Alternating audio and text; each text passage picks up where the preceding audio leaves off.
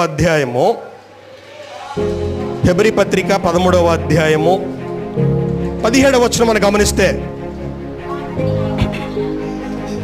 13-17 మీ పైన నాయకులుగా ఉన్నవారు లెక్క అప్పజెప్పాల్సిన వారి వలె మీ ఆత్మలను కాయిచున్నారు. చూడండి, సంఘానికి సేవకుడి మధ్య ఉన్నటువంటి ఇంకో సంబంధం ఏంటంటే, సేవకుడు అంటే ఎవరంటే సంఘానికి ఒక కాపరు లాంటి వాడు. ఏ కాపరి?